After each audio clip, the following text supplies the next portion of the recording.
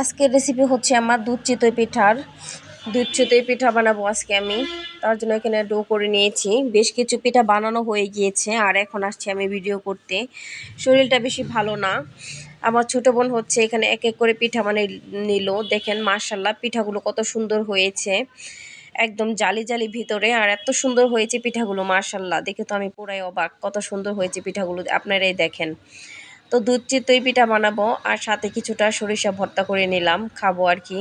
গরম গরম পিঠা দিয়ে, চিতই পিঠা দিয়ে সরিষা ভর্তা খেতে ভালোই লাগে। আর যেহেতু আমার ঠান্ডা লাগছে একটু, আর মিষ্টি জাতীয় পিঠা তেমন খেতে আর কি এখন ভালো লাগে না, তাই ঝাল ঝাল করে ভর্তা বানিয়ে নিলাম। তো ভর্তা দিয়ে কিছু গরম পিঠা খাবো আর হচ্ছে বাকি পিঠাগুলো ভিজিয়ে নেব। এই তো এই পিঠাগুলো সবগুলোই ভিজাবো, দুধ জাল করে নেওয়া হচ্ছে। খেজুরের গুড় দিয়ে পিঠা বানালে এইগুলো আর কি খেতে ভালো লাগে। যেহেতু এখন খেজুরের গুড় বাসায় নেই, সাদা চিনি ছিল, তাই এগুলো দিয়ে ভিজালাম। আমার হাজব্যান্ড আবার ভর্তা দিয়ে পিঠা খেতে পছন্দ করে না, দুধের ভিতরে পিঠা ভিজিয়ে খেতে পছন্দ করে।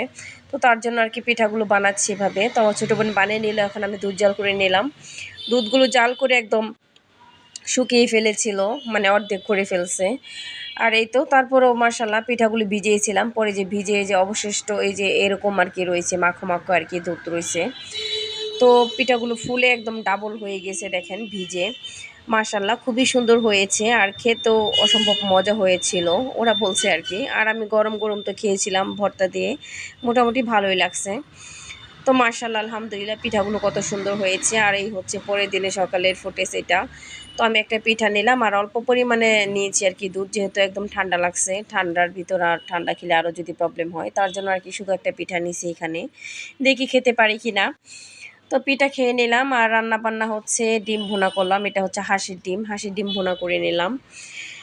রান্নাবান্না কোনো কিছু করতে ভালো লাগে না, ফেসবুকে টান দিতে ভালো লাগে না, কোনো কিছুই ভালো লাগে না। আসলে অসুস্থ থাকলে যেটা হয় আর কি, কিছু করতে ভালো লাগে না। তো ডিম ভুনা করে নিলাম, রান্নাবান্না করে তো খেতেই হবে। আর আমার জন্য অল্প একটু নোনা ইলিশ মাছ ভেজে নিলাম, একটু পেঁয়াজ কুচি দিয়ে আর রসুন কুচি দিয়ে ভেজে নিলাম, দেখি এটা দিয়ে মরিচ দিয়ে ভাত খেতে পারি কিনা। তো অল্প একটু নোনা ইলিশ মাছ ভেজে নিচ্ছি আমি এখানে। আর ডিম ভুনা করেছি, সাথে হচ্ছে কচুর তরকারি ছিল কালকের, ওইগুলাই গরম করে নেব। এই তো ভাজা হয়ে গিয়েছে। আর এখানে হচ্ছে আমার ছোটো বোন জামাই আসছিল, আমার জন্য কমলা নিয়ে আসছে। আর বাড়ি থেকে অনেক কিছুই নিয়ে আসছে, দুধ নিয়ে আসছে, তারপরে মুরগি, পোলাওয়ের চাল, কচু, অনেক কিছু নিয়ে আসছে আর কি। এই যে এইগুলা মুরগি হচ্ছে বাড়ি থেকে একদম করে নিয়ে আসছে আর কি, কেটে নিয়ে আসছে। তো ভিডিওটা ভালো লাগলে সবাই দোয়া করবেন, আমি একটু অসুস্থ, সবাই আমার জন্য দোয়া করবেন যেন সুস্থ হয়ে আপনাদের মাঝে থাকতে পারি, আপনাদেরকে ভালোবাসা দিতে পারি, আপনাদের ভালোবাসা নিতে পারি। সবাই আমার জন্য দোয়া করবেন।